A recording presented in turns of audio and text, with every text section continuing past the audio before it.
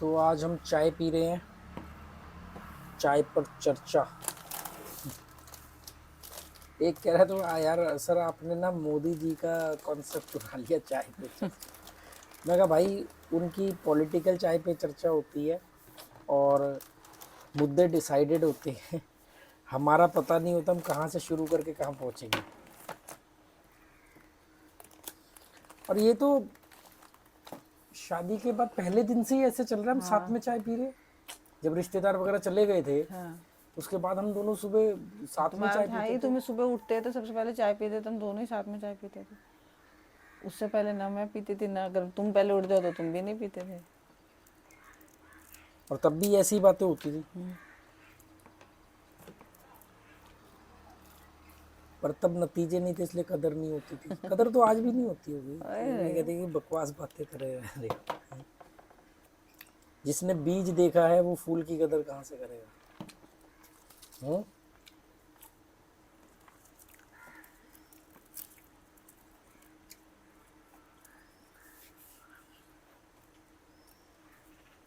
जीने का तो नहीं है आई अंदर। शौक, हाँ ऊपर गया। जीने का है शौक तो मरने को हो जा तैयार, हो गया है तुझे प्यार।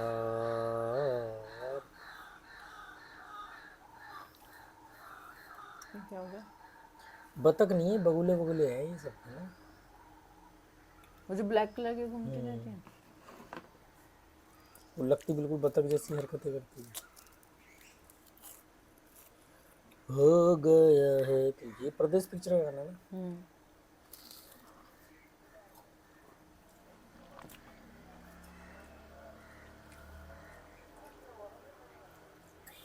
हम लोग वड़ा पाव खाने गए उस आदमी के पास। हम तो मापसा गए, चलो हमने वड़ा पाव खा लिया, टेस्ट कर लिया। उसके पास में पहली बार 2019 में गया था। फिर उसके बाद वोंग आया, तो वोंग के साथ उसका बेटा भी था, तो वो खाते थे। तो कल जब हम वहाँ बैठे हुए थे तो और मैं वीडियो बना रहा था और मैं लोगों को कह रहा था कि मैं 2019 में यहाँ आया था और जिन दिनों हमारे पास पैसे नहीं होते थे। और वड़ा पाव तो मेरा फेवरेट था। जब मैं घर से भाग के बॉम्बे गया तो मैंने स्टेशन पर पूरे दिन में 7-8 वड़ा पाव खाए थे। बॉम्बे जाने का मतलब ही होता था वड़ा पाव। तो ऐसा थोड़ी कि कोई आदमी को अगर वड़ा पाव पसंद है और वो करोड़पति बन जाए तो वो वड़ा वड़ा पाव पाव नहीं नहीं खा खाएगा। सकता। उसके एम चेंज हो जाते हैं। फिर वो इस चीज़ को एज ए मेमोरी, यादें ताज़ा करने के नाम पे वो करता है। पर मैं कुछ और कहना चाह रहा था। मैं कह रहा था जब मैं ये बात बोल रहा था कि उन दिनों हम यहाँ आते थे, हमारे कोविड के बाद की बात है, जस्ट सेकेंड लॉकडाउन ख़त्म हुआ था, तो पैसे नहीं होते थे, हम यहाँ से बड़ा पाव और गिनते थे कितने बड़ा कम पाव। कोशिश हाँ करते मतलब थे। कम से कम आए कि भी 2-2 बड़ा पाव बहुत है। इवन तुझे मालूम है वो 5 रुपए का एक पाव देता है और बेकरी से 4 रुपए का मिलता है, तो मैं कहता था बड़ा यहाँ से लेते हैं, पाव पाव कहीं वहां और से से ले। लेंगे। तू कहती थी नहीं रहने दो। तो मैं ये कहना चाह रहा हूँ कि हम ने चीज़ें, हम तो बदल के आ गए। मतलब अब हम वहाँ बैठे हुए हैं तो हमारा एक अलग ही कॉन्फिडेंस है। हम तो सिर्फ आए हैं कि एक याद ताज़ा करने। इस 5 साल के अंदर, या 6 भी होने वाले हैं, 6 साल के अंदर, और उससे पता नहीं कितने साल पहले से वो ये काम कर रहा है, वो वही है। उसकी ज़िंदगी में भी बदलाव हुए होंगे, भाई कमा तो रहा ही होगा ना, पर वो बड़े इतने सूक्ष्म बदलाव होंगे जो शायद हमें तो नहीं दिखेंगे, बाहर से नहीं दिखेंगे। हम तो ये कहेंगे देखो 6 साल पहले भी यहाँ पे बड़ा वड़ा बेच पाव रहा था, बेचा। आज भी बेच रहा है। 6 साल में उसके बच्चे बड़े हो गए, उसके पास थोड़ी कुछ सेविंग हो गई होगी, कुछ ये सब, ये एक सूक्ष्म बदलाव है जिसका दुनिया में किसी के ऊपर कोई असर नहीं पड़ता। उसके जीवन में इसका असर है और वो इसी के लिए ज़िंदगी जी रहा है। मतलब बच्चे को हायर एजुकेशन, शादी, कार खरीदनी है, ये करना है, वो करना है। जैसे मेरे लिए कई लोग नोटिस करते हैं, पर जो मेरे से ऊपर की दुनिया है उनके लिए मेरा कोई वजूद नहीं है। मतलब कि क्या है मतलब कि आप कीड़े मकोड़े हो। आप बस हर बेहतर कीड़े मकोड़े बनने की कोशिश कर रहे हो। जैसे जैसे आप ऊपर जाओगे तो आप जो नीचे वाले कीड़े मकोड़े हैं उनमें से नहीं शामिल होगे, मतलब उनसे ऊपर उठ गए। फिर ऊपर और ऊपर कम कम कीड़े मकोड़े हैं। फिर जो टॉप लेयर है उन्हें हम कीड़े मकोड़े नहीं कह सकते, क्योंकि वहाँ तो बहुत खुलापन है, बहुत स्पेस है, वहाँ इतने कम लोग हैं, इतने स्पेस है। जैसे अगर मेटलिस्टिक बात करें तो दुबई के अंदर जो शेख लोग हैं उनके इतने बड़े बड़े घर हैं, उनमें इतने कमरे हैं, और उनकी फैमिली के मेंबर 4 5 6 7 8 हैं, 15 15 नौकर हैं, तो घर इतने बड़े बड़े। तो जब आप ऊपर के लेवल पे जाते हो तो वहाँ भीड़ कम है हर जगह पर। तो ट्रेन का एग्जांपल ले लो, जनरल डब्बे में कितने लोग होते हैं और फर्स्ट एसी क्लास कोच में कितने होते हैं और फर्स्ट एसी में कितने फर्स्ट होते एसी हैं। में कितने।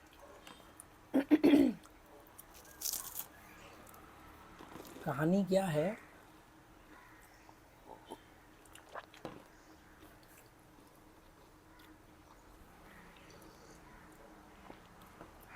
कि एक लेवल तक आप कीड़े मकोड़े ही रहते हो तरक्की करने के बाद भी, फिर वो आप उछाल मार के उन जगहों पे जाते हो जहाँ पर कीड़े मकोड़े नहीं होते। मतलब अगर कोई आदमी 25,000 रुपये की तनख्वाह ले रहा है और फिर उसकी अचानक 5 लाख तनख्वाह हो जाए तो वो अभी भी कीड़ा मकोड़ा ही है, वो 5 लाख वालों का है। फिर वो 15 लाख का हो जाए, महीना आने लग जाए उसके ऐसे, तब भी वो कीड़े मकोड़े ही है। पर वो जिस जिस कीड़े मकोड़े की कैटा क्लास में आ रहा है वहाँ बहुत कम है। पर यहाँ पर ट्विस्ट आता है कि अगर 5 लाख पे ही उसने अपनी सोच चेंज कर दी तो फिर लाखों से मतलब नहीं है, फिर वो कीड़े मकोड़ों से निकल सकता है।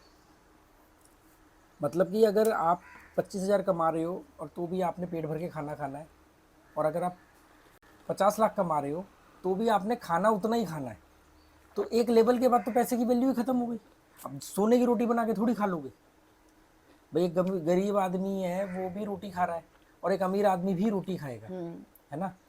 तो उनकी रोटी में कितना डिफरेंस आ जाएगा। सही बात है। भाई वो अगर मान लो ढाबे से खा रहा है और वो 5 स्टार से भी खा रहा है तो कितना फर्क आ जाएगा। वो जो काम वहाँ पर वो ढाबे पे 100 रुपये में कर रहा है, उसका वो काम मान लो 5 स्टार होटल में 5,000 रुपये में हो रहा है।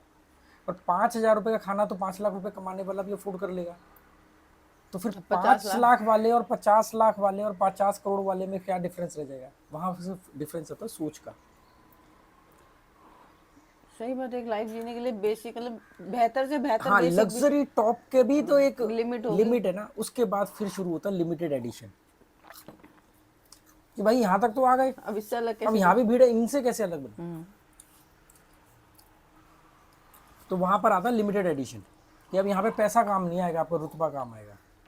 जिसने पहले खरीद लिया और जानबूझ करके 100 रुपये की चीज़ है उसको 1 लाख की बेचेंगे लिमिटेड एडिशन के नाम पे, खरीदो। ये हम तो कीमत ही इसलिए बढ़ा रहे हैं ताकि वो जो यहाँ तक भीड़ आ से चुके हैं वो यहाँ तक ना पहुँच सके। तो लिमिटेड एडिशन होता है। जब मैं भागीरथ पैलेस में था तो वहाँ पर मेरे एक अच्छे दोस्त बने थे। दोस्त क्या, मैं उनको भाई बोलता था, मुझसे बड़े थे उम्र में, तो और अच्छे पैसे वाले थे, मुझे उनकी वजह से काम भी मिलता था। तो उनका क्या था उस समय, मतलब ये बात है आज से 25 साल पहले, तब मॉल वॉल ये सब नहीं होते थे, इंटरनेट वगैरह ये सब नहीं था। तो गफ्फार मार्केट है करोल बाग में, वहाँ पे इम्पोर्टेड सामान आता है। तो वहाँ से कुछ एक दो लड़के थे बड़े चिकने से स्मार्ट से, उन्होंने बैग भर के वहाँ से सामान लाना है और मार्केट में दुकानदारों के ऑनर्स को बेचना है। सामान इम्पोर्टेड होता था और एक्सपेंसिव होता था, बढ़िया लाइटर, बढ़िया टी शर्ट, या एक बेल्ट, उस समय बेल्ट आई थी बिना होल वाली, बड़ी महंगी होती थी पोलो की। ऐसी आइटमें जो मतलब स्पेशल दिखे और बढ़िया हो। तो वो उनका एक ही इस तरीका था कि अगर उन्होंने उससे कोई आइटम खरीद ली तो पैसे कम नहीं कराते थे या जो भी है, पर उसको बोलते थे कि कम से कम 1 हफ्ते तक ये मार्केट में किसी को नहीं बेचेगा, ताकि जब मैं 1 हफ्ते तक ये चीज़ पहन के आऊँ, चाहे वो घड़ी है, चाहे वो की रिंग है, चाहे वो लाइटर है, तो कम से कम वो आते भी हफ्ते में एक ही बार थे। तो वो कहते थे अब मैंने ले लिया है ना, अब ये किसी और को मत दे के जाइयो, तेरे पास जितने भी है मान लो 1-2 पीस और भी है, अगले हफ्ते देना। तब तक वो क्या करते थे, मान लो कोई शर्ट है वो 2-3 बार हफ्ते में पहनी, तारीफें लपेटी, और उसका अब क्या होता था कोई और पहनता था, अरे यार ये तो उन्होंने पहले पहन रखी है।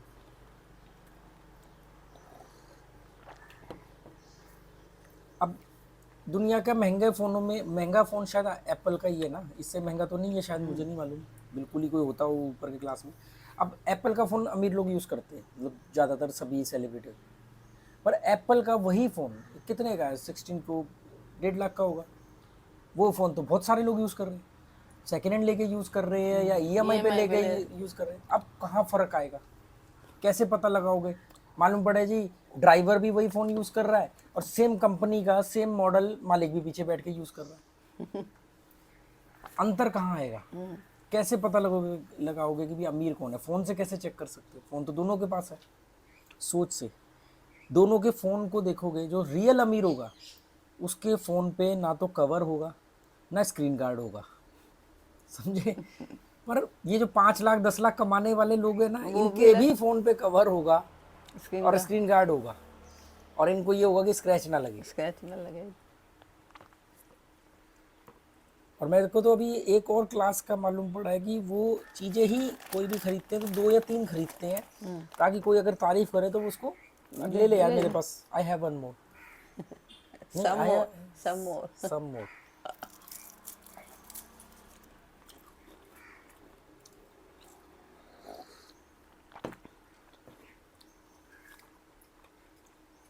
सोच पर काम करने से आप बड़ा बनते हो, पैसा कमाने से आप बड़ा नहीं बनते हो। नहीं तो दिल्ली में गुर्जर त्यागी इनको करोड़ों रुपए के मुआवजे मिले होंगे, करोड़ों रुपए के मुआवजे मिले होंगे इनको। मतलब जो रातों हमारे रात घर में जो दूध सप्लाई करता था, थोड़े टाइम बाद वो फॉर्च्यूनर में घूम रहा है, और बाप दूध सप्लाई कर रहा है, बच्चों ने काम बंद कर दिया क्योंकि मुआवजा करोड़ों रुपया मिल गया। तो अब वो तो रिवॉल्वर का लाइसेंस, सफ़ेद जूते, सफ़ेद पैंट, सफ़ेद कमीज, स्कॉर्पियो। हाँ स्कॉर्पियो या फॉर्च्यूनर। इससे गाड़ी बदनाम हो जाती होगी नहीं? तो स्कॉर्पियो ने क्या किया, स्कॉर्पियो गाड़ी इतनी बदनाम हो गई कि उसको दबंग लोग, गुंडे लोग ही यूज़ करते हैं। ऐसे उसका आ गया, पिक्चरों में भी वही यूज़ होने लगा, गुंडे ये स्कॉर्पियो यूज़ कर रहे हैं। तो स्कॉर्पियो वालों ने उसकी ऐड बनाई कि रेगिस्तान के अंदर वो ब्लैक कलर की स्कॉर्पियो आके रुकती है, उसमें से एक आदमी उतरता है, coat pant black shoes, proper tie वाई लगी हुई है, और गोल्फ खेलता है रेगिस्तान के अंदर, कि भाई ये अभी अमीर भी लोग कॉर्पोरेट क्लास, सोफिस्टिकेटेड क्लास है। सोच का बहुत बड़ा फर्क है, क्योंकि देखो पैसे के लोगों के पास करोड़ों रुपया है, बहुत सारी कंट्रियों को वीज़ा नहीं देगी क्योंकि वो सारा ब्लैक मनी है, या उन्होंने उसको कभी कॉर्पोरेट स्टाइल में किया ही नहीं। चिंदी चोरी करने में इनकी ज़िंदगी बीत जाती है। मैं केवल अपने ऊपर नहीं खर्चा कर पाता हूँ, पर बाकी मैं सोचता थोड़ी। और दूसरी बात ये, जो अभी हम बात कर रहे थे रोटी की, कि भी 25,000 वाला ढाबे से खाना खाता है 100 रुपये का, कमाल की बात है जब आदमी सोच से अमीर बनता है उसका तो वो खाना भी कम हो जाता है। यही मैं उस समय सोच रही थी, मैं कहता उसका वो तो वो क्या, मैं रोटी क्यों खाऊंगा, और अनाज खाने के लिए बनाऊँ क्या? इंसान तो बना ही नहीं अनाज खाने के लिए। इंसान, अनाज तो इंसान की जरूरत पूरी करने के लिए बनाया, खोजा गया। कल तुम फोन में कुछ रील देखे तो शाहरुख खान का एक इंटरव्यू चल रहा था, उसमें कहता है कि खाना मत खाओ, सो मत। मैंने कहा ये क्या कह रहा है कि खाना मत खाओ? तब मुझे वो तुम्हारी बात याद है कि भूख लगी, कुछ भी मिला खा लिया, जो चाहिए थोड़ा वो चलते फिरते खा लिया। आप प्रॉपर वो बैठ के सिटिंग करके वो खाना खाना कि जी लंच तुम मुझे टाइम बता दे हमने लंच कब किया है? पता ही नहीं अब तो वो जो पहले केले के पत्तों पे खाते थे, तो अब हमारा तो लंच होता ही नहीं है। बनते मैं, नहीं। मेरा तो लंच ही यहाँ पे आने का, मैंने लंच कहाँ किया है? मेरा ब्रेकफास्ट और वो लंच, ब्रंच जिसे बोलते हैं, वही हो गया, उसका सीधा रात को खाना खाता हूँ। तुम पहले 25 किलो की बोरी लाते थे वो किशोर की, आज महीने में 2 से 3 किलो चावल लगता है। मेरे को मैं चावल बहुत खाता था, तो चावल भी मेरी जिंदगी से चले गए, नमक चले गया, चीनी चली गई, तो चली नहीं गई, निकाली है। हाँ निकाल दी। मतलब वो कि हम कह रहे थे कि 25,000 वाला भी खाना खाएगा। कमाल की बात है कि वो जो रहेगा, मैं पागल हूँ, मैं फ्रूट खाऊंगा, मैं सैलेड खाऊंगा, मैं अच्छी चीजें खाऊंगा। ये बस सही है जिसको वो खाने का हो, कोई शाही पनीर हो, साथ में नान हो या पूड़ियाँ हो। घर में आज पूड़ी नहीं बनी क्या, तो बंदे का कितने देर तो ध्यान उसी में लगा रहेगा यार घर तो में वो जो हो। तू बात कर रही है, मैं रील वील देखता नहीं हूँ, तो बाई चांस वैसे स्क्रॉल करने में कई बार आ जाती है। वो तो बहुत पुराना उसका वो है कि, तो क्लियर है कि अगर आपके फोकस इसमें है कि दाल में नमक कम है जी, वहीं जूता खींच के मारो उस आदमी के, कि अबे दाल में नमक कम है, पहले ये तो पता कर ले कि नमक तेरे शरीर के लिए जरूरी है भी कि नहीं है। जो चीज जरूरत भी नहीं एक ये, दूसरा तेरा फोकस इस चीज में जा रहा है तो जीवन में बड़ी चीजें कर सकते। हाँ मेरे मेरे एक वो जिसके थ्रू हमने वो दिल्ली में वो जनता फ्लैट लिए, वो दोस्त भाई रोटी ना करारी लाई हो, कम से कम उसने, हमने ढाबे पे खाना खाने जाना है, उसने कम से कम 6 बार उसको, यार रोटी करारी लाई हो, यार रोटी ये ले जा यार, ये क्या ठंडी रोटी ले आया यार कपड़े जैसी, करारी लेके आ, करारी नान कड़क चाहिए। अभी एक बार मैं दिल्ली पे रुका एयरपोर्ट के साथ, एयरपोर्ट के पास, तो वो मेरे एक दोस्त आए तो रात को वो मेरे होटल में रुक गए, तो हम लोग खाना खाने के लिए गए बाहर। अब वहाँ तो वही ढाबे पे खाना पड़ेगा महिपालपुर में, तो वो भाई से करो, अरे यार वो इस ढाबे में बहुत भीड़ है, अच्छा खाना मिलेगा। मैं कहा, ठीक है, रोटी करारी लाइयो भाई, करारी रोटी लाइयो। मेरा खून खोलता है कि मतलब आपका जीवन का यही है कि लोग भटूरे वापस कर देते हैं अगर भटूरा फूला हुआ ना हो। सदर बाजार में एक दुकान है छोटी सी कॉर्नर की, उसके इतनी छोटी दुकान है कि वो भटूरे तीसरी मंजिल पे तलता है या दूसरी मंजिल पे, फिर वो डक्टिंग के थ्रू वो भटूरा नीचे आता है, तो उसमें भटूरा फट जाता है तो साइड में कर देता है। मैं कहा इनका क्या हुआ, मेरा कुछ नहीं, गाय वाय को डाल देंगे, खूब इंसान खाएंगे, क्योंकि ये भाई साहब फूला हुआ भटूरा चाहिए इनको, पूरा ऐसे ही मुंह में देंगे जो मैदा, वो भी डीप फ्राई प्रॉपर ना, मतलब क्या होता है, प्रॉपर लंच ऑर्गेनाइज होता है, दाल चावल। और दिल्ली का तो खाना, दिल्ली के लोगों तो खैर बेड़ा गर्क हुआ पड़ा है, मतलब अरहर की दाल चावल साथ में सूखे आलू फ्राई किए हुए छुके हुए, अरहर की दाल और उसमें हींग जीरे का देसी घी का तड़का, अंग अंग फड़का।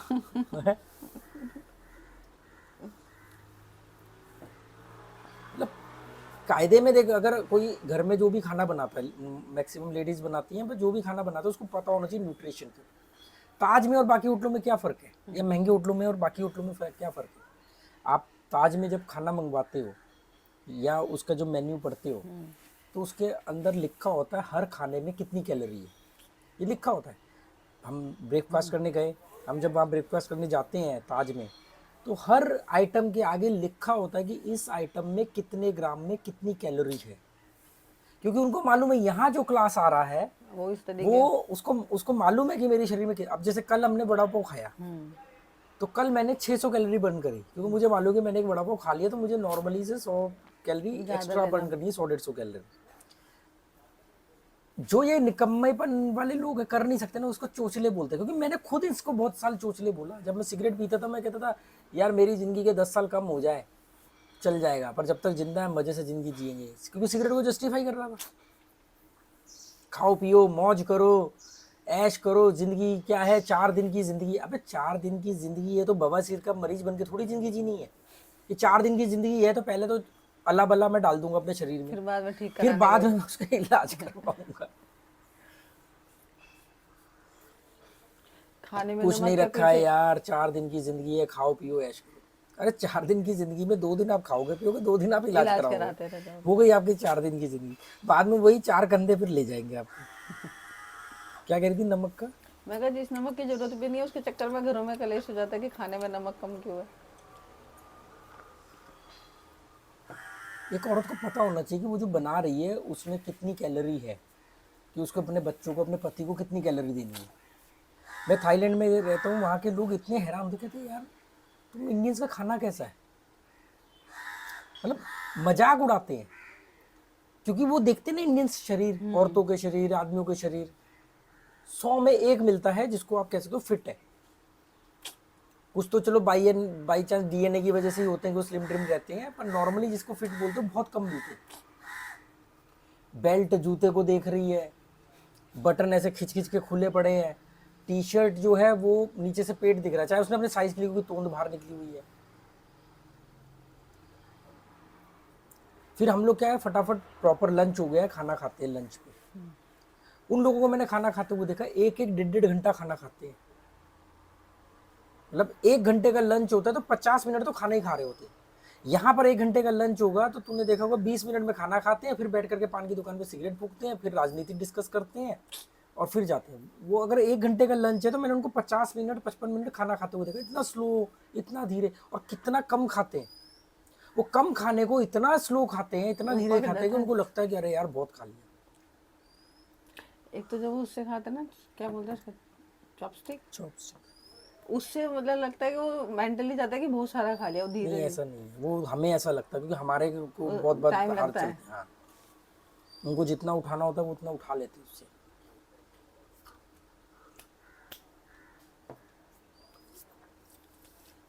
मतलब त्योहारों में खाना क्या है हमारा,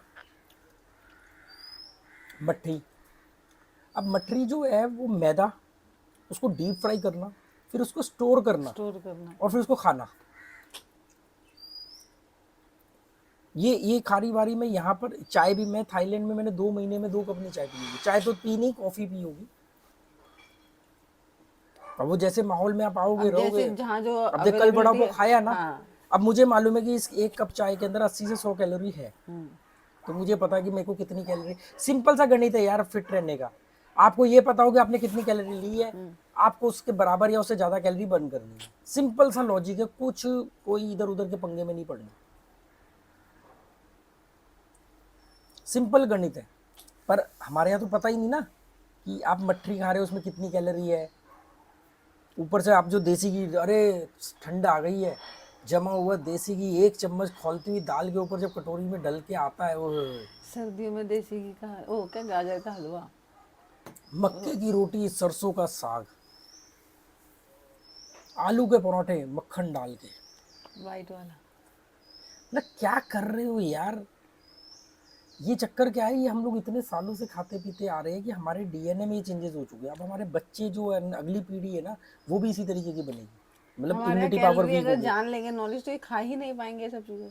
अगर किसी का तो इतनी समझ आ जाए कि हमें कितनी कैलोरी की रिक्वायरमेंट है और कितनी हम खा रहे हैं। तुझे मालूम मुझे वनीला आइसक्रीम पसंद है, मैंने वो छोड़ दी। अब पसंद, कल को ड्रग्स पसंद आने लग जाएगी तो मैं ड्रग्स थोड़ी यूज करने लग जाऊंगा। मतलब किसी का दिमाग नहीं काम कर रहा कि मैदे का बना हुआ भटूरा डीप फ्राई और किस तेल के अंदर, ऐसे थोड़ी वो ऑलिव ऑयल में तल के दे रहे हैं, और ऑलिव ऑयल भी गिलास में डाल के थोड़ी पी पी लोगे लोगे। कि ऑलिव ऑयल है जी।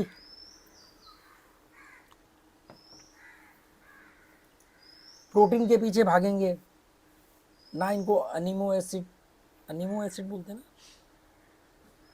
प्रोटीन बिना बिना विटामिन सी के पचेगा नहीं, तो किडनी से सारा पेशाब के रास्ते बाहर निकल जाएगा। मैं कोई ज़्यादा नॉलेज नहीं है, पर जितनी मेरे को जानकारी चाहिए, अगर मैं प्रोटीन ले रहा हूँ तो मुझे मालूम है कि मुझे विटामिन सी को भी यूज़ करना है। और सारी चीज़ें हम, मतलब मैंने खुद ये चीज़ें जानी सीखी, और सब चीज़ें जो नेचुरली हैं आसपास मिलती हैं, उन्हीं में ही आपको प्रोटीन मिल जाएगा। उन्हीं सबसे बढ़िया है यार पत्ते खाना, पत्तों से बढ़िया कुछ नहीं है। कौन से पत्ते खाना है पता फल करो। भी सेकंडरी, अब ऐसे थोड़ी जहरीली पत्ते खा लोगे, पत्तों से मतलब कि जो भी वेजिटेबल्स है, वेजिटेबल्स वाली चीज़ें।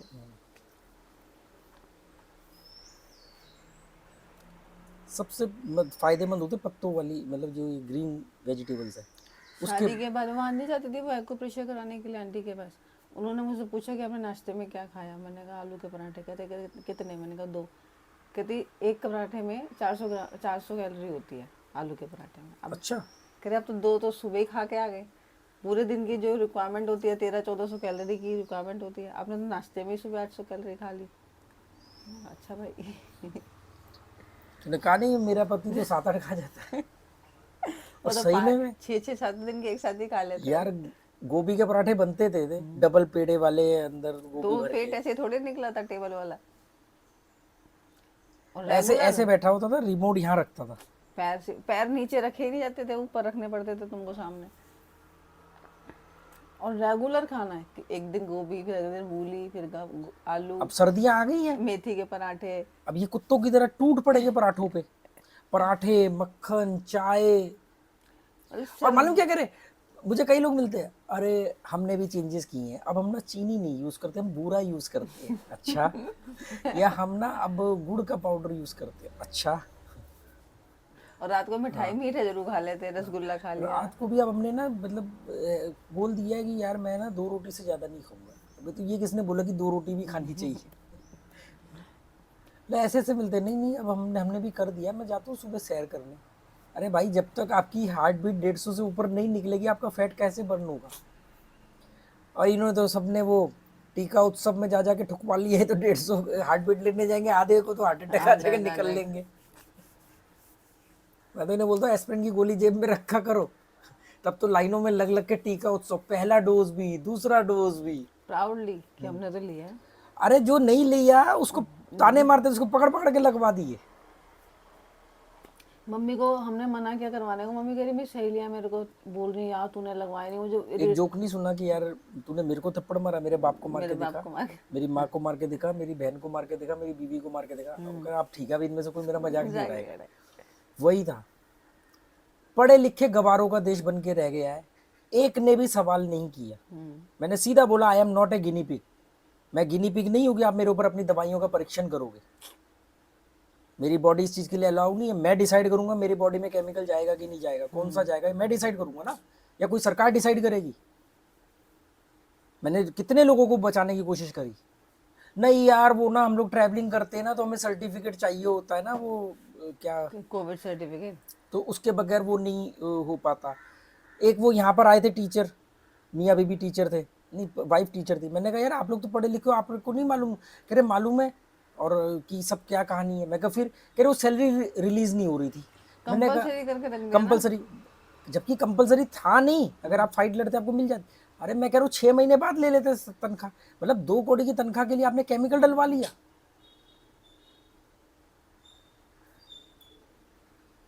टीका तो हमने भी लिया, जाके चेक करो,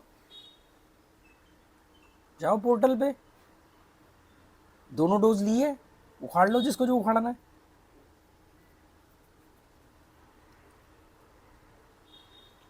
इनको इतना बेवकूफ बनाया सेलिब्रिटीज ने और नेताओं ने, जाके विटामिन के इंजेक्शन टुकवा के बोला हमने ये वाला लिया, हमने वो वाला लिया। यार वो कौन सा, मैं उसका नाम भूल रहा हूँ, स्वीडन का है, पता नहीं कहाँ का है, बहुत बड़ा प्लेयर है ना। प्लेयर। हाँ। वो न्यूजीलैंड या पता नहीं ऑस्ट्रेलिया गया चैंपियनशिप में के लिए। उसको उन्होंने बोला कि तेरे को वैक्सीन नहीं है तो तेरे को एंट्री नहीं देंगे, तुझे वैक्सीन लगवानी पड़ेगी। उसने कहा मैं नहीं लगवाऊंगा। उसने कहा तेरे को फिर टूर्नामेंट से बाहर जाना पड़ेगा। उसने कहा मैं बाहर चले जाऊंगा, मैं नहीं वैक्सीन लगवाने वाला। फिर उसको वहां पर अरेस्ट तक कर लिया गया, मतलब अरेस्ट मीन्स की मतलब उसको एंट्री नहीं दी, वीजा नहीं दिया एंट्री करने का वहां पर उसको। उसने वो वहां से वापस चले गया अपने देश। उसने वो टूर्नामेंट, उसने कहा मैं नहीं लूंगा। भाई मैंने इतने सालों साल जाके अपना शरीर बनाया है, मैं और मेरी मर्जी होनी चाहिए ना जिस। यार उसमें क्लियर दिख रहा था। इन इस तरह की वैक्सीन पर एक ही तरीके से काम किया गया। एक होता है नज़दीकी फ़ायदा, एक होता है दूर का फ़ायदा। तो क्योंकि सिचुएशन बहुत टफ थी, ऐसा तो है नहीं कि कोविड नहीं था या लोग मर नहीं रहे थे, तो नज़दीकी फ़ायदा देखने के लिए सबसे पहले जो किया गया वो कर लिया। ये वो वाली बात होती है कि किसी का एक्सीडेंट हो गया और हड़बड़ाहट में, पैनिक करने की सिचुएशंस में आपने उसका वो ट्रीटमेंट कर दिया कि वो उस समय जिंदा तो रह गया पर बाद में उसके कई अंग भंग हो गए, मतलब उसको बाद में डैमेज हो गई। ये नज़दीकी फ़ायदा देखा गया। पर क्या उस इंजेक्शन से सही में कोविड रुका था? कोई फायदा मिला था लोग? यार इन्होंने क्या किया, वो जो एक बहुत पहले पता नहीं उसी के वैक्सीन को अपग्रेड किया। जबकि एक इंजेक्शन बनने में ना, जब मैंने इसके ऊपर मैं जब जान रहा था तो मालूम पड़ता है कि एक इंजेक्शन को बनने में मिनिमम 10 से 12 साल लगते हैं। वो पहले लैब में तैयार होता है, फिर उसके परीक्षण होते हैं, फिर उसके बाद उसको चूहों पर परीक्षण किया जाता है, गिनी पिग पर परीक्षण किया जाता है, फिर उसका ह्यूमन ट्रायल चलता है। कुछ इंसानों से उनको पैसे देकर उनसे साइन करवाए जाते हैं, फिर उनके ऊपर उसका परीक्षण किया जाता है, फिर उसके बाद उसको 3-4 साल देखा जाता है कि पहले साल क्या चेंजेस हो। भाई कई बार वैक्सीन क्या होता है कि अगर ये आपके ब्लड में मिक्स हो गए तो कभी नहीं जाता। हमने बचपन में ये जो टीके लगे लिए तो ये सारी जिंदगी के लिए हमारे से वो बीमारी दूर हो गई। तो ये जो देखते कि 5 साल बाद क्या असर आया, 3 साल बाद क्या असर आया बॉडी में, तब जा करके फिर अप्रूवल होता है कि हाँ अब इसको कर दो। इन्होंने तो 6 महीने 8 महीने बना बनू के तैयार कर दिया। तो इन्होंने इसका जवाब ये दिया कि जो हमारे पास पहले से तो था ही, वो पता नहीं कौन सा वायरस था उसका, उसको हमने उसमें चेंजेस किया, ये किया वो किया। जबकि वो जो कोविड वाला था वो तो रोज म्यूटेट हो रहा है, रोज चेंज हो रहा है उसमें। फिर पहले इन्होंने बोला कि एक वैक्सीन से काम हो जाएगा, फिर थोड़े दिन बाद बोलते नहीं एक से नहीं होगा, 2 लेनी पड़ेंगी, टाइमिंग का भी। फिर इन्होंने बोला कि एक लो और 15 दिन बाद दूसरी ले लो। इन्होंने कहा अरे यार डिमांड ज्यादा है, सप्लाई कम है। फिर इन्होंने कहा नहीं 15 दिन नहीं, 1 महीने बाद आप दूसरी लेने के लायक बनोगे। फिर मालूम पड़ा और रिलेट कर दिया उसको। फिर बाद में बोला बूस्टर भी आ गया है और एक ले लो। मतलब ये तो ऐसे हो रहा था कि जैसे कि मतलब ले लो यार, अरे एक केला क्यों ले रहे हो, 2-3 ले लो, वो वाला हाल हो रहा है। एक पूरी और खा लो। स्कूलों में बच्चों को कंपलसरी कर दिया था कि बच्चों के पास सर्टिफिकेट होना जरूरी है। हम स्कूलों में कितने इंजेक्शन लगते हैं, हमने साफ मना कर रखा है बच्चों को मत लगवाना। टीचर प्रिंसिपल कुछ भी बोले दफा कर देना स्कूल को, पर कोई इंजेक्शन नहीं लगेगा। हम डिसाइड करेंगे ना, हम क्या दुश्मन है? सही बात है। ऐसा थोड़ी मैं कह रहा हूँ कि सरकारें सारे फैसले गलत करती है, पर हमें भरोसा होना भी तो चाहिए ना। ऐसे अंधे थोड़ी हैं कि भाई सरकार जो बोलेगी वो मान लेंगे। सरकार कोई मंगल ग्रह से थोड़ी आई है, हम में से तो बने हुए हैं। बेवकूफ भी हो सकते हैं, भ्रष्ट भी हो सकते हैं। जो यूरोप कार कंपनियां यूरोप के अंदर कारें नहीं बेच सकती, वहां पर मैंडेटरी है कि सेफ्टी फीचर्स चाहिए, वही कार कंपनियां इंडिया में आके बेसिक कार भी लॉन्च करती है जिसमें कोई सेफ्टी फीचर नहीं होता। हमारे अलाउ क्यों कर। सरकार अलाउ करती है? हाँ। बाहर के देशों में कोलगेट वगैरह पे लिखा होता है कि आपको कितना यूज करना है, कि भाई एक मटर जो होता है, मटर के दाने जितना, पीनट के जितना, पीनट नहीं क्या बोलते हैं, पीस के बराबर, मतलब एक मटर के दाने के जितना ही आपको पेस्ट यूज करनी है। यहाँ कोई लिमिटेशंस नहीं है, ऐड में दिखाते हैं पूरा वो आखिरी तक भर के ऊपर पूंछ निकली हुई है, और बल्कि और उसका मुंह और चौड़ा कर दिया ताकि ज्यादा कंज्यूम। ज्यादा निकले। तो ये तो क्या कर रही है सरकारें? तो ऐसी सरकार के ऊपर आप भरोसा करके कुछ भी डलवा लोगे अपनी बॉडी में? मैं वोट नहीं देता, आप कानून बना दो कि वोट देना इलीगल होगा, मैं वोट देने लग जाऊंगा, क्योंकि मैं इलीगल काम के हक में नहीं हूँ। क्योंकि स्टेट से आप नहीं जीत सकते, ये मुझे समझ में आ चुका है। स्टेट से आप जीत नहीं सकते। आप कानून बनाओ, स्टेट कानून बनाएगा क्योंकि वोट देना मैंडेटरी है, मैं सबसे पहले जाके दूंगा। आपने वैक्सीन मैंडेटरी नहीं करी है, चॉइस थी। नहीं लगवाई। नहीं, हमने तो लगवाई ना, चेक करो जाके। एक बार को धमकी दे तो रहा था, कह रहा मुझे मालूम है आपने नहीं लगवाई, मैं आपका पासपोर्ट रद्द करवाऊंगा। मैंने कहा उखाड़ लीजिए, उखाड़ ये वो गधे हैं कि इनको आप हाँक भी नहीं सकते। ये कहेंगे अच्छा मतलब हमने गलत किया तो तुमने सही कैसे किया। ये स्कूल सिस्टम को क्यों नहीं गलत बोलते, ये धर्म के की खामियों पर क्यों नहीं बात करते? क्योंकि इनको प्रॉब्लम ये है कि सारी जिंदगी तो हमने इसमें दे दी, अब अगर हम ये मान ले कि हम गलत कर रहे थे तो हम तो ठगे हुए महसूस करेंगे। तो इससे बढ़िया है कि इसी को पत्थर मारो। वो आया था ना एक 2 कौड़ी का आदमी, 500 रुपये दे रहा हूँ, आगे से धर्म के बारे में मत बोलना, या क्या भगवानों के नाम जरा ढंग से लिया कर, ऐसा कुछ बोल रहा था। बाद में जब जेब खाली हुई कह रहा 1000 रुपये आपने बोला था कि मैंने उसको बोला, 500 के 1000 मैंने कहा मैं 500 के 1000 दूंगा तुझे, तू उल्टा बोलेगा। तो उल्टा अगर तू बोलता है, तुझे लग रहा है ना कि मैंने गलत बोला, तू मुझे इसलिए 500 दे रहा है कि 500 रुपये दान में दे रहा हूँ तेरे को, और आगे से तमीज से बात किया कर। मैंने कहा मैं तुझे 1000 रुपये दूंगा, 500 के 1000 वापस करूंगा, तू बस मुझे बदतमीजी से बात कर लियो इन चीज़ों के बारे में। जबकि मैं बदतमीजी नहीं कर रहा हूँ, मैं तो फैक्ट पे बात कर रहा हूँ। उसके बाद देख ले 2 महीने बाद जेब खाली हुई, कह रहा है जी वो आपने बोला था 500 के 1000 देने को, बता दो देश के बारे में और धर्म के बारे में क्या कहना है, क्या बोलना है, और मेरे को 1000 की जरूरत है। मैंने कहा 1000 रुपये दे रहा हूँ, कुछ भी नहीं बोलना, पर अपनी औकात में रहना आगे से। क्योंकि देशभक्ति तुम थोड़ी डिसाइड करोगे कि डीपी पे, और उसने डीपी में तिरंगा लगा रखा है अपनी वो फोटो प्रोफाइल में, उसने वहां तिरंगा लगा रखा है। मुझे कह रहा है मेरे को वो आपने 500 का 1000 दे दो, बता दो देश और धर्म के लिए क्या बोलना है। मतलब हम देशभक्त तब तक रहेंगे जब तक हमारा 1 रुपए का नुकसान ना हो रहा। और वो भी ऐसे नहीं कि इंस्टाग्राम पे कहीं पर्सनल मैसेज आया, लाइव में आया था वो मैसेज। मतलब देशभक्ति तब तक तो ठीक है जब तक अपना 1 रुपया नहीं अपना आया। नुकसान होगा। मेरी देशभक्ति मुझे मालूम है ना क्या है। कितनी बड़ी बड़ी लाखों रुपए की ऑफर हमने मना करी, क्यों? हमें लगता है कि नहीं यार हमारे आसपास के लोगों के लिए सही नहीं है। कुछ नहीं है कि इनकी हिंदुस्तान को बर्बाद कर रहे हैं। ये इतना बढ़िया देश इतना बड़ी इतने संसाधन, मतलब सोच सिंगापुर के पल्ले कुछ नहीं, यूएई दुबई वगैरह के पास 30-40 साल पहले कुछ भी नहीं था। 52 साल पहले तो यूएई बना है, अभी ये 2 दिसंबर को 53 साल होंगे। वो दुनिया के ऊपर राज कर रहे हैं, इतने महंगी कंट्री बनी हुई है। हमारे पास सब कुछ है, आबादी है, इतना बड़ा देश है, एग्रीकल्चर लैंड है, बर्फीले पहाड़ है। सिंगापुर के लोगों से मैंने पूछा, मैंने कहा यार हमारा ना ख्वाहिश है कि स्नोफॉल देखना या बर्फीले पहाड़ों पे, है ही नहीं वहाँ, है ही नहीं सिंगापुर में। हमारे पास सब कुछ है, सारी चीजें हैं, हर वेदर मिल जाएगा। सारी चीजें है ना। बेवकूफ लोग भी हैं वो भी है, वो भी है।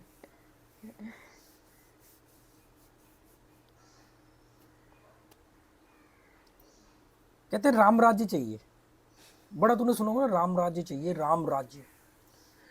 इसको गरेबान से पकड़ के लाओ, राम राज्य चाहिए, हाँ जी राम राज्य चाहिए। रह लेगा बिना इंटरनेट के, रह लेगा बिना एसी के? पूरा पैकेज होता है ना, अलग अलग अपने कस्टमाइज करोगे राम राज्य को? ये देखो जी, राम राज्य चाहिए पर साथ में एसी भी चाहिए, इंटरनेट भी चाहिए, कार भी चाहिए। तब तो वो तो बैलगाड़ियों में चलते थे, वो भी राजा महाराजा चलते थे। अरे वहाँ पैदल यात्राएं करते थे लोग उस जमाने में, और वो भी एक उनका डिस्टेंस 300 400 500 किलोमीटर से वो दूर नहीं जा पाते थे। बहुत बड़े लेवल के यात्री होते थे जो बहुत दूर जाते थे। मतलब आप जब ये कहते हो कि हमें राम राज्य चाहिए, तो आप ये कहना चाह रहे हो कि हमें 5-10 हजार पीछे ले जाओ? पीछे ले जाओ। मैं ये कह रहा हूँ कि आपको राम की फिलॉसफी को समझना चाहिए कि हमें फिलॉसफी, एक होता है ना हाइब्रिड, कि जो पुराना अच्छा था वो पिक किया, नया जो अच्छा आ रहा है उसको मिक्स किया और एक नई तरीके की जिंदगी जी रहे। ये कह रहे हैं हम सबसे पुराने हैं। अरे ये अमेरिका के पास, ये तो हमारे से ऋषि मुनियों का बहुत पहले के था, तो तुमने क्या उखाड़ लिया फिर? कोई बात हो ना, अरे ये तो हवाई जहाज राइट ब्रदर्स ने बहुत बाद में बनाया, हमारे यहाँ तो वो रावण के पास पुष्पक विमान था, फॉर्मूला पहले लिखे। तो अच्छा, भाई रावण तो श्रीलंका का था। अरे रावण के पास था, मतलब कि हमारे ग्रंथों में था, वो था, क्योंकि ये तो कहते हैं ना कि सारा कुछ, सारी धरती हमारी थी। अच्छा। कभी कभी तो ये कहेंगे वासुदेव कुटुंबकम, फिर कहेंगे कि ये तो अमेरिका ने बनाया। भाई अगर सारी धरती अपनी है तो हमारे ही किसी भाई बंधु ने बनाया? इनके खुद के ये दोगले हैं, कुछ नहीं पता इनका। ये मतलब आपके पास अगर आप ये दावा कर रहे हो कि ये तो हमारे पास था पहला, तो भैया आपने क्यों नहीं यूज किया? तो ना ये हमसे चुरा के ले गए, जब तक चोरी नहीं किया था तब तक तुमने क्या उखाड़ लिया था? ये तो बहुत पुरानी बात होगी। एटीएम मशीन तक हमारे पहले इंडिया में बनी थी, उसकी यार वैल्यू नहीं करेगी। ये जो योगा से सारे एड्स और कैंसर के इलाज कर रहे हैं, वो भी जब बीमार पड़ते हैं तो वो नॉर्मल डॉक्टर के हॉस्पिटलों में जाके एडमिट होते हैं। एम्स में भी इलाज चला था ना, वो दूसरे वाले भाई का, सफेद चोला पहन के, जो भाई साहब सुबह सुबह जड़ी बूटियां दिखा रहे होते लोगों को, अपने टाइम पे जाकर के एम्स में भर्ती हो गए। तो क्लियर है, मैं ये नहीं कह रहा हूँ कि आपके पास पुरानी चीजें अच्छी नहीं थी। जो पुरानी अच्छी चीजें थी उनको पिक करो। आप उन्हीं पर इतराए जा रहे हो। अब हमें क्या लेना देना? एसी की खोज किसने करी? किसी ने भी करी, अच्छी चीज हमने अपना ली। ये हमारे पास ये था, हमारे पास, और खुद मतलब मेरी तो एक बार राजधानी ट्रेन में मैं जा रहा था दिल्ली से गोवा, तो मेरे सामने एक बैठा हुआ था एमआईटी यूनिवर्सिटी का टीचर, और वो अपनी वाइफ के साथ गोवा घूमने आ रहा था।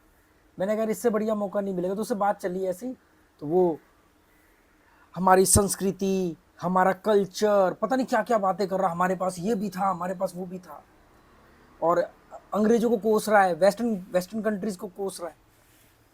मैंने उसको बोला, मैंने कहा भाई साहब आप अंडरवेयर पहनते हो? आपने पहना है अभी? कह रहा हाँ।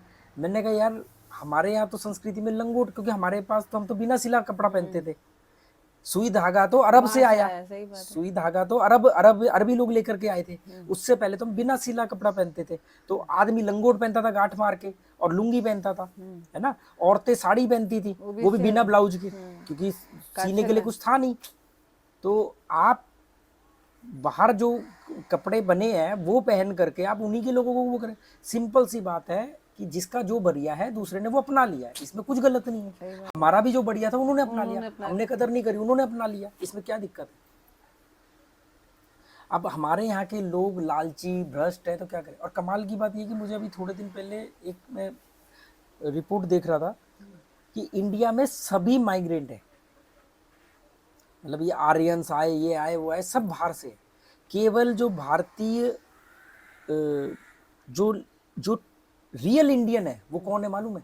ट्राइबल, जो यहाँ के आदिवासी हैं वही है असली भारतीय। बाकी सब के सब बाहर से आए हुए, सब के सब अलग अलग जगहों से आए हुए हैं, और सब अलग अलग काल में आए हुए हैं।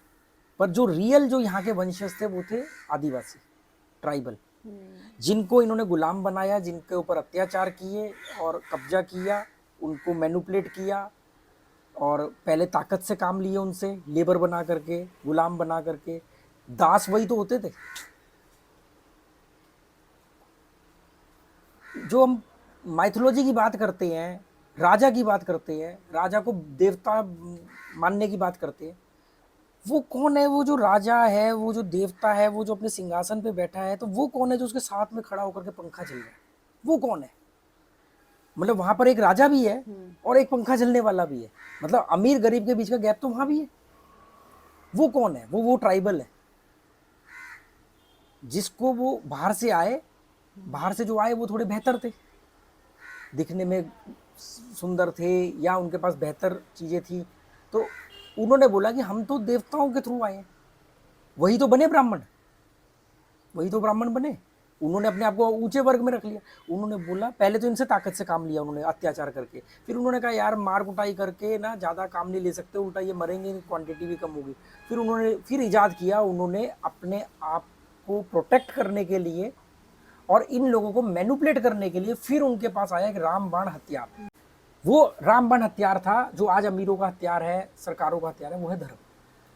उन्होंने फिर पहले तो बंदूक के नोक पे, मतलब जो पहले उनको ताकत के जोर पे उनसे काम लिया, जब उन्होंने कहा यार इनको मैनिपुलेट नहीं कर सकते, मतलब ऐसे तो कब तक हिंसा करेंगे, ये भी मर रहे हैं, उन्होंने कहा ऐसा क्या करें कि ये अपनी मर्जी से हमारे लिए काम करे। तो उन्होंने फिर इजाद किया धर्म। धर्म में उनको बोला कि देखो हमने अच्छे काम किए थे इसलिए हम बेहतर हैं, तुमने गलत काम किए थे इसलिए तुम बेहतर नहीं हो। अब तुम अगर अपना चुपचाप ये वाला धर्म अपनाओ, धर्म मतलब जो तुम्हारा कर्तव्य है, कर्तव्य है, अगर तुम अपना धर्म निभाते हो, क्योंकि तुम्हारा धर्म ये है कि तुम्हें सजा मिली है हम लोगों के लिए सेवा करने की, तो तुम इसको अगर ढंग से पूरी शिद्दत से निभाओगे तो अगले जन्म में तुम हमारी जगह पे बैठोगे। वो बेचारे लग गए, लग गए और उनको हवा बना रहे धर्म का, मंदिरों में आने से रोका, धार्मिक स्थानों में रोका उनको। स्पेशली अगर हम इंडिया की बात करें तो उनको रोका गया ताकि हवा बरकरार रहे, एक मालूम रहे ना, जो मैं हमेशा बोलता हूँ कि मालिक और नौकर के बीच में गैप रहेगा तो नौकर के अंदर मालिक बनने की इच्छा रहेगी। अगर मालिक नौकर के साथ रोटी तोड़ेगा तो नौकर कहेगा कि यार मुझे मालिक बनने की ख्वाहिश ही नहीं, मेरे साथ तो बैठ के मालिक रोटी तोड़ता है। ऐसे वो गैप मेंटेन किया गया। अगर बात खाली होता कि भाई वो साफ सुथरे नहीं है तो क्या ये रूल बनाया जा सकता है नहा धो करके आना, ये करना, वो करना? नहीं, उन्होंने कहा कि हवा पर कि पूरी जिंदगी उनकी ख्वाहिश रहे कि हमें चुपचाप अच्छे ये सेवा करनी है इन लोगों की, हमें सजा मिली हुई है और हम अच्छा काम करेंगे तो हम अगले जन्म में इनकी जगह पर आएंगे। और ये बात खाली इंडिया की नहीं है, ये ईसाइयों ने भी ये बात बोली, बाइबल में भी ये लिखा कि उस लोक में रियल बाइबल है, वहां पर हमारे देवता है, ईश्वर वहां है। ये तो एक गलती कर दी थी तो उसकी सजा के लिए हमें धरती पर भेज दिया गया। हाँ, उसमें भी ऐसे ही लिखा है ना? उन्होंने। तो अब हम यहाँ पर जो है हम ईश्वर की संतान है पर सजा भुगत रहे हैं। अगर हम चुपचाप बाइबल का अनुसरण करते रहेंगे तो वो लोग में और ये जीवन को जी लेंगे तो अगला जन्म में हम उस लोक में पैदा होंगे और वहां तो फिर सब कुछ है। ये बात हर धर्म में, कहीं पर कहीं दूध की नदियां बहती है, वहां पर हूरें आपको शहद से नहलाएंगी, दूध से नहलाएंगी। अरे भाई यार 2-3 किलो शहद खरीद लो, नहाना ही है तो भाई 20 लीटर दूध ले लो, नहा लो उससे। उसके लिए बम बांध करके कहीं जाके फटने की जरूरत क्या है भाई? आप यही तो कह रहे हो ना कि भाई 72 हूरें मिलेंगी, है ना? थाईलैंड घुमाओ यार, ज्यादा महंगा भी नहीं है, 172 मिल जाएंगी। दूध और शहद की नदियां होंगी। भाई नदी होगी तो आप पियोगे तो 1-2 गिलास ही ना, या नहाओगे उतना ही, तो खरीद लो 20-30 लीटर दूध। ये बातें कर करके पूरी दुनिया पे, पूरी धरती में हर जगह पर एक फॉर्मूला कामयाब हो गया तो सबने अपना लिया, सबने अपना लिया।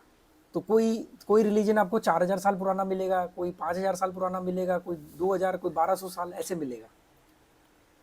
कमाल की बात यह है कि 1200 साल पुराना जो रिलीजन है, 1400 साल पुराना, फिर उससे पहले एक 2000 साल पुराना वाला रिलीजन है, ये जो दो सबसे पॉपुलर है। बौद्ध रिलीजन भी 2500 साल पहले बुद्ध हुए थे। उस समय मतलब ये दो रिलीजन जो मेन रिलीजन है इस समय दुनिया के, इनके बनने से भी पहले रैशनल लोग थे। सुकरात, प्लेटो, अरस्तु रैशनल लोग थे। सुकरात को तो जहर ही इसलिए पीना पड़ा, है ना, कि वो कह रहा कि क्या ड्रामे कर रहे हो। राजा को मालूम था कि कभी भी क्रांति हो सकती है मेरे खिलाफ, विद्रोह हो सकता है। तो राजा कवियों और लेखकों को बुलाते थे और कहते थे हमारे बारे में लिखो।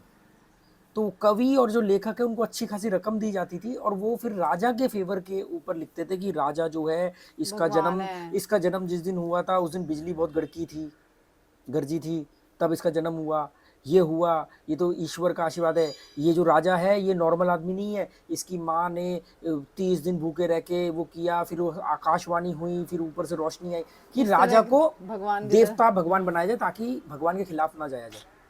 इंसान के खिलाफ तो आप चले जाओगे, मार दोगे उसको। देवता के खिलाफ तो आपको मालूम है मेरी तो पीढ़ियां नरक में सड़ेंगी।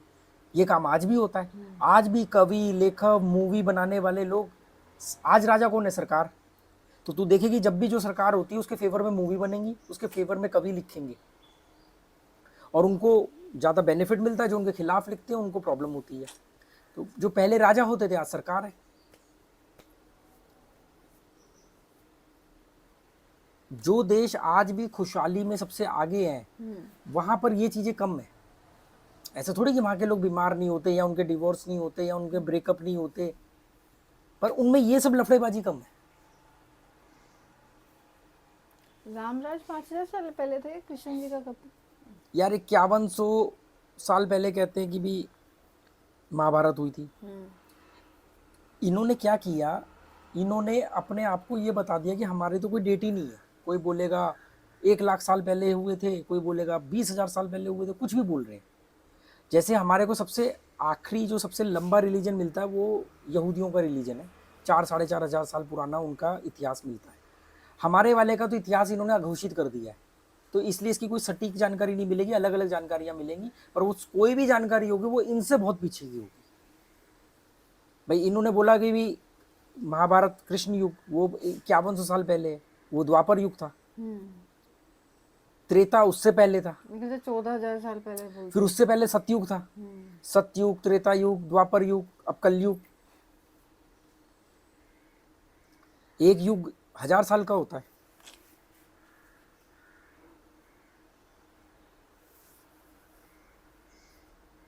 हजार साल का होता है ना युग, एज, डार्क एज। मतलब अरस्तु वगैरह ये इन दो बड़े रिलीजन से पहले हो चुके थे। आप बौद्ध धर्म को भी देखोगे ना तो वो अब जाके थोड़ा बहुत उसमें बुद्ध के जाने के बाद काफी, अभी पिछले 400-500 साल में उसमें भी कई अंधविश्वास आ गए हैं, पर बौद्ध वो तो धर्म जो जितना था, फैलेगा और जितना पुराना बौद्ध होता धर्म जो जाएगा। था वो बड़ा रैशनल धर्म था। बुद्ध ने कभी बुद्ध ने तो अंधविश्वास के खिलाफ अभियान चलाए। बुद्ध की वजह से ही तो यज्ञ में बलि बंद हुई। ये तो पहले यज्ञ के अंदर बलि दी जाती थी। इन्होंने ब्राह्मणों के साथ बहस करी, शास्त्रार्थ किया कहीं कि भी काशी में या पत्नी कहा कि भी आप एक तरफ से कहते हो कि भी भगवान को खुश कर रहे हो, तो एक बेजुबान जानवर को आप तकलीफ दे रहे हो, उसको मार रहे हो, उससे उसका क्या उनको वो शास्त्रार्थ में इन्होंने हराया बुद्ध ने। पर मैं कह रहा हूँ उस समय के ब्राह्मण भी कितने महान थे कि उन्होंने अपनी हार स्वीकार करी और करेक्शन किया। तो उनको चाहिए था कि बकरे के ज्यादा जनरली बकरे की बलि दी जाती थी, या कई कई तो ऐसे होते जिसमें घोड़े की बलि दे दी, कई गाय की बलि भी दी जाती थी। तो एक ऐसा हमें चीज चाहिए जो बाहर से गर्दन की तरह सख्त हो, जिसको बाद में फिर बलि देने का तो पका के प्रसाद के रूप में खाते थे, तो जिसको खाया भी जा सके। तो वो नारियल निकला कि भी नारियल है, ठीक है जी, दिखता भी खोपड़ी जैसा है, सख्त भी है, तोड़ने पर अंदर से वो चीज निकलती भी है, जिसको खाया जा सके प्रसाद के रूप में। तो फिर नारियल का इजाद हुआ यज्ञ में। तो ब्राह्मण लोग यज्ञ करने के बाद वो मांस खाते थे फिर? आज भी बंगाल में, असम में या बंगाल में शायद एक ऐसा मंदिर है जहाँ पर शिव जी का मंदिर है, जहाँ पर एक खास दिन एक अनुष्ठान होता है, विशेष दिन, और उसमें बकरे की बलि दी जाती है। फिर उसके बलि के उसका जो मांस है उसका मटन बनता है और मटन को प्रसाद के रूप में खाया जाता है, और वो लोग खाते हैं जो शुद्ध शाकाहारी है। ये क्या होता है, ये इनका ये मानना है कि बलि दे दी मतलब हमने भगवान को दे दिया, अब उनका प्रसाद, अब ये भगवान का दिया हुआ चढ़ा दिया है, तो अब हमने जो खा रहे हैं वो प्रसाद है। ये उसको फिर मांस के हिसाब से नहीं देखते। और ये सबसे बड़ी चीज है देश काल परिस्थिति। जैसे बंगाली पंडित है, बंगाली ब्राह्मण है, वो मछली खाएंगे, बिहारी पंडित भी मछली खाते हैं, कश्मीरी पंडित भी नॉनवेज खाते हैं, क्योंकि जो जहाँ पैदा होता है वहां जो चीज मिलती है वो चीज खाता है। फिर आते हैं पाखंडी लोग, वेगन कि हम ये नहीं खाएंगे, हम वो नहीं खाएंगे। अरे भाई, अगर आपके पूर्वजों ने, अगर आपके पूर्वज वेगन को अपनाते तो आज आप तो लुप्त हो गए होते, आप तो पैदा ही नहीं होते। जब इंसान वो क्या सेफियन होमोसेफियन से आगे बढ़ा तो वो शिकार करके खाता था।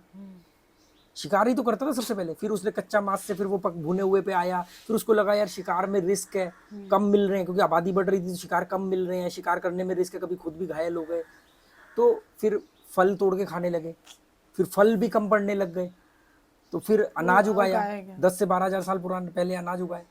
हाँ तो पहले तो से आज आप वेगन का झंडा उगा पकड़ के खड़े हो, जबकि आज तो बिल्कुल उस समय वेगन फिर भी बन सकते होंगे, शायद आबादी कम थी और संसाधन ज्यादा थे। आज आप 8 अरब की आबादी है धरती पर, वेगन का ड्रामा कर रहे हो, कैसे पॉसिबल है? सही बात है, उन्होंने तो हथियार तक बनाए थे जानवर मारने के लिए, शिकार पे ही तो निकलते यार थे फिर। नोकीले पत्थरों को हथियार के रूप में यूज किया, हाँ तो वो अगर हमारे पूर्वज वो नहीं करते तो हम कहाँ से बचते? आज आप शाकाहार उसकी, मैं जानवर को मार के खाने के खिलाफ नहीं हूँ, मैं जानवर को टॉर्चर करने के खिलाफ टॉर्चर हूँ। करने के खिलाफ, सही बात है। आपको चिकन खाना आप खाओ, आपको मटन खाना आप खाओ, आपको ये जो इनके फार्म होते हैं वो चलाने चलाओ, पर जब तक वो जिंदा है उसको कष्ट मत दो। जो वो पिंजरों के अंदर जहाँ पे गाइडलाइंस है कि भाई 8 मुर्गी होनी चाहिए, वहाँ पर आप 20 मुर्गी भर के लेके जा रहे हो। या मैं जब साइकिलिंग कर रहा था कश्मीर टू कन्याकुमारी, उसके दौरान मैं देखता था हाईवे पे मुर्गों को ऐसे उल्टा लटका के डंडे पे बांध के 4 मुर्गे इधर 4 मुर्गे इधर ऐसे उल्टा लटका के लेके, उसके खिलाफ हूँ ना यार। वो जब तक जिंदा है उसको बढ़िया खाना दो, बढ़िया माहौल में रखो, और जब उसको काटना है उसको काट दो आप, ताकि वो जब तक आप उसको टॉर्चर मत करो ना। जैसे मैंने थाईलैंड में भी कई जगह देखा, यहाँ पे भी गोवा में देखा, वो केकड़े जिंदा पकड़ती हैं और उनको रस्सी से बांध देते हैं। अब वो बेचारा बंधा हुआ है, जिंदा है, मैं उसके खिलाफ हूँ। वो चिल्ला भी नहीं सकता, आपको पता चलेगा तकलीफ में उल्टे चिल्ला रहा हो तो उससे फर्क ही नहीं पड़ता ना, इतना अगर फर्क पड़ता तो ऐसा करते क्यों? मैं ये कह रहा हूँ कि आपको केकड़ा खाना आप खाओ, आपको आप उसको जिंदा तो ढंग से रखो ना, खुले पानी में रखो, अच्छा खाना दो उसको। मतलब मैं जानवर को खाने के खिलाफ नहीं हूँ, क्योंकि पॉसिबल ही नहीं है 8 अरब की आबादी को आप शाकाहारी बना दो, इससे बड़ी बेवकूफ़ी वाली बात हो ही नहीं सकती। खेत मैन मेड होते हैं, खेत नेचुरल नहीं होते हैं। पहाड़ों को काटा जाता है, समतल मैदान बनाया जाता है, तब उस पर अनाज उगाया जाता है। जब आप पहाड़ों को काटते हो तो ऑलरेडी बहुत डैमेज होता है, कई जानवर लुप्त होते हैं, कई जानवरों के घर उजड़ते हैं। ये वेगन है, इससे ये कभी लकड़ी की कुर्सी पर नहीं बैठते होंगे। ये जो वेगन का ड्रामा कर रहे हैं पाखंडी, इनसे पूछो कि कभी लकड़ी का सामान नहीं यूज किया। वो लकड़ी कहाँ से आती है? पेड़ काट के आती है। चलो जी मान लिया कि पेड़ उगाया ही काटने के लिए गया था, मैंने ये सोचा, मैंने कहा यार मैं साइकिलिंग के दौरान मैंने एक ऐसी जगह सोचा वहाँ खूब सारे पेड़ कट, मैंने कहा ये तो गलत बात है। फिर मैंने एक से बात करी, वो कह रहा भाई हमारे पास बहुत सारे लैंड है, हम पेड़ उगाते ही इसलिए कि उसको काटे, हम कोई जंगलों के पेड़ नहीं काटे। लकड़ी कहाँ से आएगी? मैंने कहा बात सही है, लकड़ी कहाँ से आएगी, पर मैंने कहा यार पर इसमें एक चीज है कि उस पेड़ के ऊपर कई घोंसले होते हैं, उस एक पेड़ के ऊपर कई जीव रहते हैं, कई पक्षी रहते हैं, उस पे से कुछ कुछ खाते हैं, कितने घोंसले होते हैं, अंडे होते हैं, उसमें बच्चे होते हैं। जब आप पेड़ काटते हो तो आप इस बात का ख्याल थोड़ी करते हो। तो ये जो वेगन है, अगर ये कहते हैं हम एनिमल प्रोडक्ट नहीं यूज करते जी, हम शहद नहीं खाते, हम ये नहीं खाते, मत खाओ, अच्छी बात है। मैं तो हमेशा से कहता हूँ कि भाई हमारे बाप की नौकरी कर रखी है मधुमक्खी ने कि हमारे लिए वो बेचारी अपने लिए पराग इकट्ठा करती है, हम जाकर खा लें।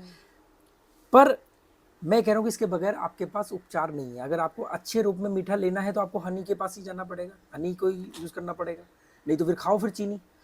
मैं ये बात कर रहा हूँ कि ये वेगन जो एनिमल प्रोडक्ट वगैरह की बात करते हैं, कभी इस एंगल से सोचते हैं कि हम तो लकड़ी को भी यूज़ नहीं करेंगे, हम तो लकड़ी की कुर्सी पर नहीं बैठेंगे, हम लकड़ी का टेबल नहीं यूज़ करेंगे, क्योंकि ये लकड़ी जब कटी है, जिस पेड़ से कटी होगी उस पेड़ पर कई घोंसले उजड़े होंगे, कई पक्षी उस पर रह रहे होंगे, कई उस पर जीवों का घर होगा, उनका खाना चल रहा होगा।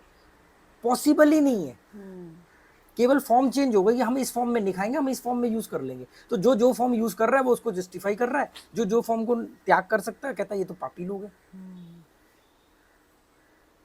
तो वेगन और शाकाहारी होने इससे बड़ी बकवास और ड्रामेबाजी वाली बात नहीं है। क्या ये जितने वेगन है क्या इन्होंने वैक्सीन नहीं ली होगी? तो इन्होंने पता लगाया कि ये जो वैक्सीन ली है इन्होंने अपने जीवन में आज तक, वो उसके ऊपर एक वैक्सीन के ऊपर कितने जानवर मरते हैं। आज भी दुनिया में कई जगह पर विरोध हो रहा है कि जानवरों पर इसका परीक्षण बंद करो। दवाइयों का परीक्षण होता, तड़प तड़प के मरते हैं गिनी पिग और चूहे वगैरह। तो तब ये वेगन नहीं बोलते कि हम जी ये वैक्सीन भी नहीं ले गए, तब तो मौत के डर से भग के लाइन में सबसे पहले खड़े हो गए थे कि वैक्सीन ले लो, वैक्सीन ले लो, वैक्सीन ले लो। तब नहीं मालूम कि इस वैक्सीन के प्रयोग में कितने उसका जानवर मरते, हाँ छोटे-छोटे। कि जानवरों पर इसका प्रयोग किया होगा। तो बकवास बात है, कुछ नहीं है। सच को स्वीकार करो, कोशिश ये करो कि आपके जीते जी किसी जानवर को या किसी इंसान को कष्ट ना पहुंचे, ये आपकी इंटेंशन होनी चाहिए। कष्ट नहीं पहुंचेगा ऐसा पॉसिबल ही नहीं है, पॉसिबल ही नहीं है ना। अब मैं ये प्लास्टिक की कुर्सी पे बैठा हूँ, तो चलो ये तो हमें सब्सक्राइबर ने भेजी थी, पर ये प्लास्टिक की कुर्सी है, ये किसी ना किसी मशीन में बनी होगी। क्या है भी सिम्बा? पता नहीं क्या देख के भगी आई। तो वो फैक्ट्री कहीं बनी होगी, वो लैंड बनाया गया होगा, पेड़ फिर कटे काटे होंगे, ये प्लास्टिक की, मैंने तो फैक्ट्री में काम किया हुआ है, इतना गंदा केमिकल का धुआं निकलता है जो एनवायरनमेंट को इतना नुकसान पहुंचाता है। अगर मैं बोल दूं मैं प्लास्टिक पे नहीं बैठूंगा, मैं लकड़ी पे नहीं बैठूंगा, ये नहीं करूंगा, फिर तो मुझे महावीर बनना पड़ जाएगा। ये बेकार की बकवास बातें हैं, कुछ नहीं रखा इनमें। आपको सारा, ये ना वादी लोग हैं, वादी इज्म, वेगनवादी, शाकाहारीवादी, गांधीवादी, ये वादी वाले लोग हैं, ये भीड़ है, इनको हाको और ये चल जाते हैं। चलो आज का बंद करो, तू भी बोर हो रही है। अच्छा हाँ वो दिख रहा था तेरे को, बासी आ रही है। लोग बोलते तो हैं कि आपकी बीवी झेल रही होती है बेचारी चले। चुपचाप।